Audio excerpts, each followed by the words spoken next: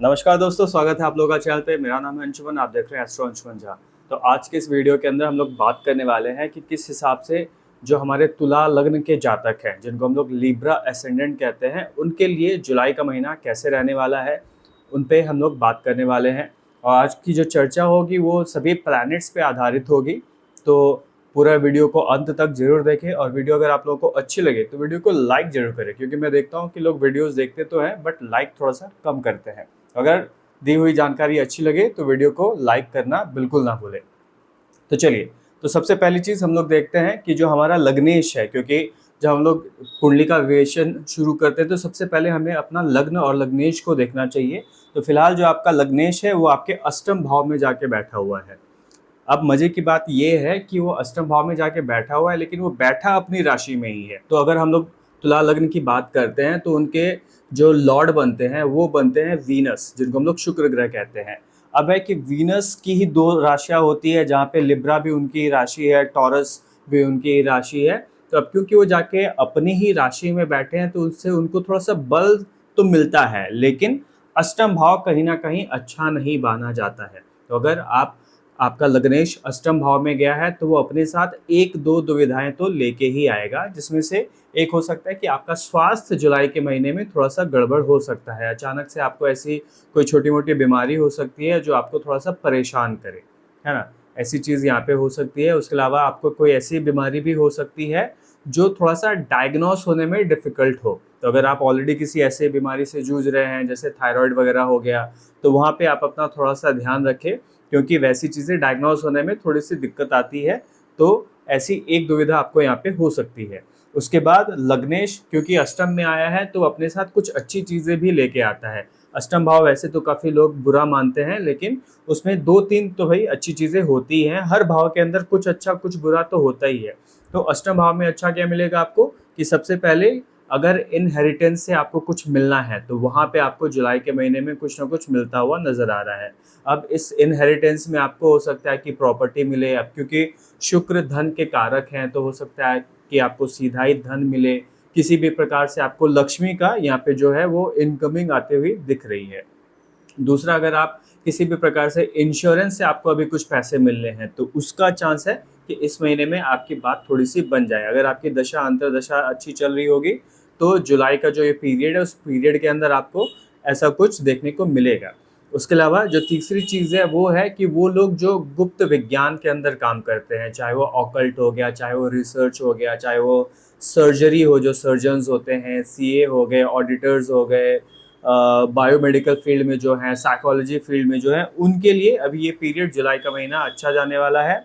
Reason being कि Venus खुद भी, अगर हम लोग शुक्र महाराज के बारे में जाने तो शुक्र महाराज खुद गुरु हैं, वो भी राक्षसों के गुरु हैं, जिनको कि संजीवनी विद्या आती थी। तो विद्या के मामले में उनको काफ़ी गुण विद्याओं का ज्ञान था। तो अब क्योंकि खुद वीनस आके अष्टम भाव में अभी बैठे हुए हैं ट्रांजिट में, तो दिखा रहे हैं कि वो लोग जो डीप रिसर्च के अंदर हैं, जो किसी भी प्रकार से गुण विज्ञान के अंदर हैं, उनको यहाँ पे ये सीधा सीधा फायदा पहुंचाते हुए दिख रहे हैं। अब क्योंकि आपके लग्नेश भी हैं, खुद की राशि में बैठे हैं, तो थोड़ा सा प्रबलता तो यहाँ उनको मिलती है। दो अष्टम भाव अच्छा नहीं होता है, लेकिन उनको थोड़ी सी प्रबलता तो है, क्योंकि वो अपने ही राशि के अंदर बैठे हुए हैं। तो दैट्स अ गुड साइन। अब चलते हैं हम लोग अगले भाव में, जो है हमारा दसम भाव। करियर के बारे में थोड़ी सी बात कर लेते हैं। तो यहाँ पे दसम भाव में मरकरी आके ऑलरेडी बैठे हुए हैं, जिनका बैठने का समय 22 जून ही था। तो पूरा महीना ये आपके दसम भाव में ही बैठे रहेंगे। अब है कि मरकरी और चंद्रमा, मून जिसको कहते हैं, तो बुध और चंद्रमा की आपस में बहुत अच्छी नहीं बनती है, जिसकी वजह से बुध के रिजल्ट्स कर्क राशि में बहुत अच्छे नहीं आते हैं, मिश्रित आते हैं। लेकिन अच्छी बात यह है कि महीने के मध्य के बाद 16 जुलाई को सूर्य भी आपके नवम भाव से उठ के दसम भाव में आ जाएंगे। तो जब सूर्य मरकरी के साथ बैठ के बुध आदित्य नाम का योग बनाएंगे तो वहां पे ये थोड़ा सा अच्छा रिजल्ट देना शुरू करेगा। दो यहाँ पे ये भी एक गड़बड़ चीज़ है कि सूर्य भी कर्क राशि के अंदर थोड़ा सा रिलैक्स हो जाता है, थोड़ा सा इजी मोड में आ जाता है, क्योंकि वो उनकी रानी का ही राशि है। तो रानी की राशि में आके वो थोड़ा सा रिलैक्स हो जाते हैं। लेकिन अब क्योंकि यहाँ पे सूर्य जो है वो 10th हाउस में उनको दिशा का बल प्राप्त होता है, तो उस दिशा के बल की वजह से आपका यहाँ पे सरकारी काम वगैरह तो बनता हुआ दिख रहा है। अगर किसी भी प्रकार से कोई भी सरकारी काम आपका होना है तो वो यहाँ पे बनता हुआ दिख रहा है। आप अपने ज्ञान के साथ, अपने वाक्पटुता को अच्छे से यूज़ करते हुए आप बढ़िया कम्युनिकेट करके अपना यहाँ काम निकालते हुए नज़र आ रहे हैं। अगर आप एक ऐसे व्यक्ति हैं जो बिज़नेस के अंदर है तो उन वहाँ पे लोगों का काम यहाँ पे बनता हुआ दिख रहा है। चाहे आप जॉब में भी अपने उस वाक्पटुता को यूज़ करना चाहते हैं, अपनी उस स्मार्टनेस को यूज़ करना चाहते हैं, तो वो यहाँ पे आपकी हेल्प करेगा। तो ओवरऑल करियर के लिए जो 15 जुलाई तक का पीरियड है वो थोड़ा सा सो चलेगा, बहुत बुरा भी नहीं है बट सो चलेगा। वो अच्छा चलेगा जब वहाँ पे सूर्य साथ में आ जाएंगे। अब चलते हैं हम लोग अपने नवम भाव के ऊपर, भाग्य के भाव के ऊपर, जहाँ पे फिलहाल अभी जुपिटर बैठे हुए हैं। तो बृहस्पति का भाग्य के भाव पे बैठना अपने आप में अच्छा योग होता है। ऊपर से वो मिथुन राशि के अंदर बैठे हुए हैं, तो मिथुन राशि में बैठा हुआ जुपिटर रिजल्ट भी अच्छा देता है। तो वहाँ पे उनके साथ सूर्य भी महीने के फर्स्ट हाफ में 15 जुलाई तक बैठे रहेंगे। तो वो दिखा रहा है कि एक अच्छा योग बन रहा है। और सूर्य खुद 9th हाउस के कारक भी होते हैं, तो अगर वो प्लैनेट जो उस हाउस का कारक है उस हाउस में बैठा हो तो ऑब्वियसली वो रिजल्ट अच्छा देगा। तो सूर्य और जुपिटर यहाँ दोनों मिलके आपके लिए भाग्य का जो रास्ता है या दरवाज़ा है वो खोलते हुए नज़र आ रहे हैं। और आपको भाग्य की वजह से यहाँ पे कुछ चीज़ें 15 जुलाई तक मिलती हुई नज़र आ रही है। उसके लिए थोड़ी सी मेहनत तो आपको करनी पड़ेगी, लेकिन जितनी आप मेहनत करेंगे देखेंगे कि उस हिसाब से भाग्य आपका यहाँ पे साथ दे रहा है। क्योंकि जुपिटर खुद भी थोड़ा सा ऐसा प्लैनेट है जो कि कम मेहनत में भी रिजल्ट दे देते हैं। तो उस नज़रिए से दिख रहा है कि यहाँ पे आपका भाग्य थोड़ा सा साथ देगा। अब चलते हैं वहाँ से उठ के हम लोग सीधा अपने पंचम भाव पे, जिससे हम लोग अपनी क्रिएटिविटी देखते हैं, अपने प्रेम के बारे में देखते हैं, अपने स्टेटस के बारे में देखते हैं। तो वहाँ पे राहु बैठे हुए हैं। तो राहु ऑब्वियसली अपनी ही मूल त्रिकोण राशि में जो कुंभ राशि है उसके अंदर बैठे हुए, तो वहाँ पे राहु रिजल्ट तो काफ़ी अच्छा देने वाले हैं। वैसे तो पंचम भाव में कई बार रिजल्ट कहते हैं कि थोड़ा सा मिक्स आता है, लेकिन ठीक है, वो अपने मूल त्रिकोण राशि में बैठे हुए हैं तो मूल त्रिकोण राशि में बैठ के रिजल्ट तो वो अच्छा देंगे। उसके अलावा एक और मजे की चीज़ हुई है कि जुपिटर की नवम दृष्टि भी यहाँ पे पड़ रही है, क्योंकि ये दोनों जो आपके जो हम लोग लक्ष्मी भाव कहते हैं, लक्ष्मी भाव में बैठे हुए हैं, दोनों एक त्रिकोण में बैठे हुए हैं, काम त्रिकोण के अंदर दोनों बैठे हुए हैं। तो कहीं ना कहीं दिखा रहे हैं कि भैया आपकी कामनाएं पूरी होने वाली है और वो आपकी इच्छाओं को थोड़ा सा बढ़िया करेंगे। तो वहाँ पे राहु को क्योंकि जुपिटर की दृष्टि मिल रही है और राहु जुपिटर को दृष्टि दे रहा है, तो जो हम लोग कहते हैं कि दृष्टि संबंध यहाँ पे आपका राहु और जुपिटर के बीच में बनता हुआ दिख रहा है। तो वैसे में राहु का जो रिजल्ट है वो थोड़ा सा अच्छा हो जाएगा, थोड़ा सा शुभ हो जाएगा। तो वैसे में देखा जा सकता है कि यहाँ पे आपका जो स्टेटस है वो अचानक से बढ़ता हुआ नजर आएगा। आपको आपके स्टेटस के अंदर थोड़ी सी वृद्धि नजर आएगी। यहाँ पे आप काफ़ी अच्छा क्रिएटिव होते हुए नजर आ रहे हैं, क्योंकि राहु जब एक्वेरियस में आता है तो वो लोगों को बहुत क्रिएटिव बनाता है। ऑल्दो ये आपका पीरियड काफ़ी लंबा है, वो मई से ही शुरू हुआ है, जो 18 महीने के लिए राहु आपके यहाँ पे बैठे रहेंगे। तो थ्रू आउट क्रिएटिविटी तो अभी आपकी चलती रहेगी। अब उसके अलावा ये प्रेम संबंधों की अगर बात करते हैं तो प्रेम संबंधों में यहाँ पे थोड़ा सा उठापटक चल सकती है। हो सकता है कि आप थोड़ा सा इल्यूजन में रह के अपने प्रेम में थोड़ा सा ऊपर नीचे कर ले, लेकिन अगर आप थोड़ा सा चीज़ों के अंदर क्लैरिटी रखेंगे, कम्युनिकेशन आप अपने प्रेमी के साथ सही रखेंगे, तो फिर ये पीरियड अच्छा निकल जाएगा। स्टूडेंट्स के लिए ये पीरियड थोड़ा सा चैलेंजिंग हो सकता है, मन ना लगने की स्थिति यहाँ पे पैदा हो सकती है कि आपको पढ़ाई में मन नहीं लग रहा है, ऐसी चीज़ें हो सकती हैं। बट 15 जून जब तक सूर्य यहाँ पे बैठे हुए हैं जुपिटर के साथ, तब तक तो आपका मन लगेगा, तब तक तो चीज़ें ठीक चल रही है, क्योंकि सूर्य का बल भी यहाँ पे जुपिटर को मिल रहा है, जिनकी दृष्टि यहाँ पे जा रही है। लेकिन जैसे ही 16 जुलाई को सूर्य आगे निकल जाएंगे तो फिर राहु अपने पूरे प्रभाव में आएंगे, तब फिर ये थोड़ा सा गड़बड़ कर सकते हैं, क्योंकि वैसे भी राहु और जुपिटर गुरु चंडाल योग बनाता है। तो वहाँ पे अगर आपका पढ़ाई के प्रति थोड़ी सी रुचि घटती है तो वहाँ पे फोकस हटने का खतरा थोड़ा सा ज़्यादा बढ़ जाएगा। तो मोटा मोटा देखा जाए तो राहु का रिजल्ट इस बार अच्छा ही है। स्टेटस के लिए भी अच्छा काम करेगा, आपके लव रिलेशनशिप के लिए भी अच्छा काम करेगा, क्रिएटिविटी के लिए अच्छा काम करेगा, स्टूडेंट के लिए भी अच्छा ही है, आप उसको बहुत बुरा नहीं कह सकते हैं। उसके बाद हम लोग चलते हैं अपने छठे भाव में, जहाँ पे शनि महाराज बैठे हुए हैं। तो यहाँ पे शनि महाराज डायरेक्टली कह रहे हैं कि भैया मेहनत करो, रिजल्ट आपको मिलेगा। और उनकी जो तीसरी दृष्टि है सीधा वो आपके अष्टम भाव पे ही जा रही है, जहाँ पे वीनस भी बैठे हुए हैं।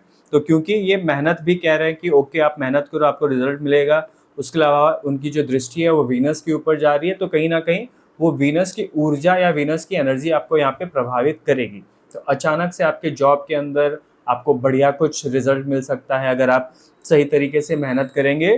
तो दिख रहा है कि जुलाई के महीने में कुछ प्रमोशन वगैरह के यहाँ पे चांसेस थोड़े से अच्छे बन रहे हैं, तो वो चीज़ यहाँ पे थोड़ी सी अच्छी दिख रही है। उसके अलावा अगर हम लोग इनकी दसम दृष्टि की बात करते हैं तो इनकी दसम दृष्टि 7, 8, 9, 10 आपके पराक्रम के भाव में जा रही है, जहाँ पे जुपिटर महाराज की राशि बनती है हमारी सैगिटेरियस राशि।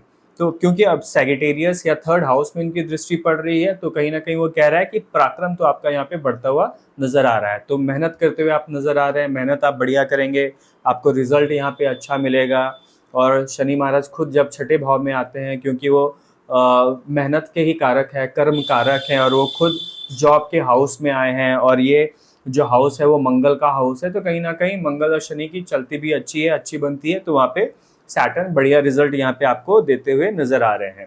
उसके बाद चलते हैं हम लोग अब सीधा अपने 11वें भाव में, जहाँ पे मार्स और केतु बैठा हुआ है। अब मार्स और केतु जब साथ में बैठते हैं तो उनको हम लोग पिशाच योग कहते हैं। वो एक पिशाच योग नाम का योग बनाते हैं। अब है कि बहुत सारे लोग पिशाच योग बोल के लोगों को डराते हैं कि भाई ये अच्छा नहीं होगा, ये पीरियड अच्छा नहीं है, यहाँ पे आपके साथ गड़बड़ी हो सकती है। तो कुछ हद तक वो बातें ठीक है कि गड़बड़ी हो सकती है, लेकिन किसके साथ गड़बड़ी होगी यहाँ पे ये भी देखना होता है। तो गड़बड़ी आपके साथ तभी होगी जब मार्स और केतु आपकी पत्री में भी गलत बैठे हुए हैं, और अगर किसी प्रकार से उनकी दशा या अंतरदशा खराब चल रही है, कि मान लीजिए उनकी महादशा, आपकी मार्स या केतु की महादशा चल रही है, और उसके साथ नॉट सो फ्रेंडली प्लैनेट जो आपकी पत्री से बनते हैं, अगर उनकी अंतरदशा चल रही है, तो फिर आपके साथ यहाँ पे गड़बड़ होने के चांसेस बन जाते हैं। लेकिन अगर ऐसा कुछ नहीं है, आपकी दशा ही से जुपिटर की चल रही है, या वीनस की चल रही है, या सैटर्न की चल रही है, तो फिर ये आपको बहुत ज़्यादा यहाँ पे तंग नहीं करने वाला है। तो अब ये क्या आपको देने वाला है, उसके ऊपर हम लोग आ जाते हैं। तो जहाँ पे मार्स और केतु का पावर जुड़ता है, तो कहीं ना कहीं वो कहते हैं कि स्कॉर्पियो का योग बनाता है। मतलब जब मार्स और केतु आपस में जुड़ते हैं तो वो एक ऐसा लेटेंट हीट जैसी चीज़ बनाते हैं, कैसी ऊर्जा वहाँ पे बनाते हैं, जो ऊर्जा आपको कुछ ना कुछ देके जाती है। अब मार्स केतु दोनों ही फायरी एलिमेंट वाले प्लैनेट हैं, और वो बैठे भी हैं फायरी एलिमेंट वाली राशि में, लियो। तो यहाँ पे फायर फायर फायर तीनों ही फायरी यहाँ पे साइन बनता है, मतलब कॉम्बिनेशन बनता है। तो कहीं ना कहीं वो दिख रहा है कि यहाँ पे ये वाला भाव आपका थोड़ा सा ज़्यादा एक्टिव रहने वाला है। तो 11th हाउस जो होता है वो खुद हमारी इच्छा पूर्ति का हाउस होता है। वहाँ पे हम लोग अपने सर्कल्स का जो हमारा नेटवर्क होता है वो हम लोग वहाँ से देखते हैं, हमारे दोस्तों का विचार हम लोग वहाँ से करते हैं, बड़े भाई बहनों का विचार हम लोग वहाँ से करते हैं। तो वहाँ पे दिख रहा है कि बड़े भाई बहन के साथ हो सकता है कि आपके जो संबंध है उसके अंदर थोड़ा सा कह सकते हैं एक तरह से कि भेद आ सकता है, कि अचानक से आपकी बातचीत उनके साथ, अगर आप सही तरीके से बातचीत नहीं करेंगे, उनको सही से ट्रीट नहीं करेंगे, तो वहाँ से आपको डांट पड़ सकती है। संबंध वहाँ पे थोड़े से बिगड़ सकते हैं, क्योंकि मार्स केतु जब दोनों बैठेंगे तो लिविंग सिग्निफिकेशन को थोड़ा सा वहाँ पे बिगाड़ेंगे। तो फ्रेंड्स के साथ हो सकता है या आपके नेटवर्क के साथ हो सकता है कि अचानक से हीटेड कॉन्वर्सेशन के साथ आप जुड़े, तो वहाँ पे आपको कुछ गड़बड़ कर सकता है। लेकिन अगर आप उनके साथ सही तरीके से बातचीत करेंगे, सही तरीके से बर्ताव करेंगे, तो फिर चीज़ें बहुत ज़्यादा यहाँ पे बिगड़ते हुई नज़र नहीं आ रही है, चीज़ें यहाँ पे अच्छी नज़र आ रही है। उसके बाद अगर हम लोग चलते हैं अगले पॉइंट पे, तो वो है कि मार्स और केतु में से केतु आपके भूत में से, मतलब जो आपका पास्ट है, जो बीता हुआ समय है, वहाँ से कुछ सरप्राइजेस आपके लिए लेके आ सकता है। हो सकता है कि आपने अपने बड़े भाई बहन के लिए कुछ अच्छा किया हो, तो अचानक से वो आपको रिवॉर्ड कर दे। हो सकता है कि बड़े भाई बहनों के साथ आपने कुछ बुरा बर्ताव किया हो और सही समय देख के वो अपना बदला भी ले सकते हैं, ऐसी चीज़ भी हो सकती है। सेम चीज़ें यहाँ पे आपके नेटवर्क के साथ भी लागू होगी, आपके फ्रेंड्स के साथ भी लागू होगी। तो यहाँ पे थोड़ा सा बच के चलने की ज़रूरत है, कि अगर पीछे आपने कुछ गड़बड़ियाँ की हैं, आपका बर्ताव आपके मित्रों के प्रति, आपके बड़े भाई बहनों के प्रति, आपके नेटवर्क के प्रति अगर बहुत अच्छा नहीं रहा था, तो वहाँ पे थोड़ा सा गड़बड़ी होने के चांसेस हैं।